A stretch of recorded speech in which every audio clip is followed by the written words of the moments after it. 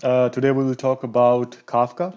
Kafka is actually, there's a lot of people are talking about Kafka in the industry. It's an open source platform which is used for communication, let's say, between a sender and a receiver. So let's say we have a sender. This is our sender and this is our receiver, and we need to communicate between the sender and the receiver. This sender can be anything. It can be a mobile app.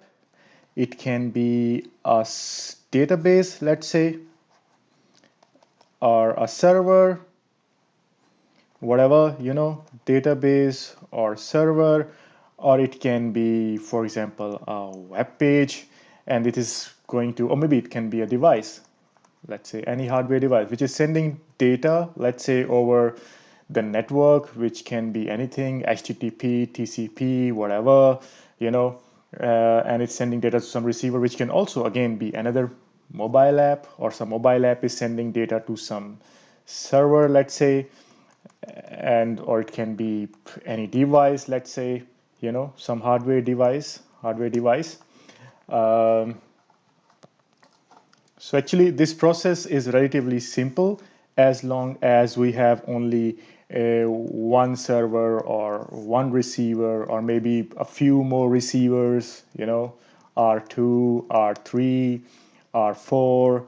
But as our number of senders increases and our number of receiver increases, the number of connections between these senders and receivers also increases, because these receivers can also send to S2, or maybe the receiver R2 can send to S1, so it's a multiple of, let's say, 2 into 4, which is equal to 16 connections are needed, because this is a communication, two-way communication. So this can cause a lot of, load on the server, load on these senders or receivers, on the network, which can cause a lot of problems. And this can also cause data incompatibilities between the senders and the receivers. For example, this receiver maybe is receiving CSV. This is maybe receiving a JSON format data. This is maybe receiving XML, whatever, this is just maybe receiving simple text messages, or, simple whatever, one zeros, whatever. So there is also going to be a lot of data incompatibilities. Also, the number of connections, as I say, to and fro, it's going to become very complicated from senders to receivers. So how do we solve this problem? To solve this problem, we can use Kafka. So Kafka is going to be used here at this place. It's going to be some kind of platform that is going to handle these messaging between the senders and the receivers.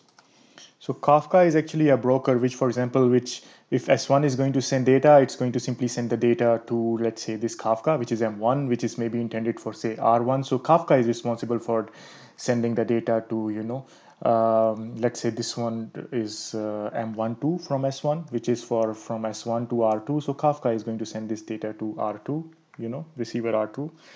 And this is kind of a broker, it's like queue-based broker, So the data that comes in first is going to go to its intended recipient first, and it's like first in, first out, and this data has a certain kind of for example, age limit, and it's going to be deleted after a certain time, and so that's what's the basic concept of Kafka, so it handles all the communication between senders and receivers, it's like a message, a queue-based system, a subscriber publisher method, like S1 is going to subscribe here, and R1 is as a publisher, and R1 is going to subscribe as a subscriber here, So you can call these senders also as publishers,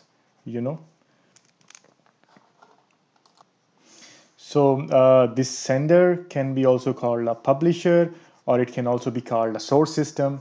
The receiver can also be called a subscriber or a target system. So Kafka is like an open source, you can say, broker between them. It's a scalable system. For example, you can use a cluster of Kafka platforms, so that if one of them goes down, the senders or the sources can use the other one for communication with the target.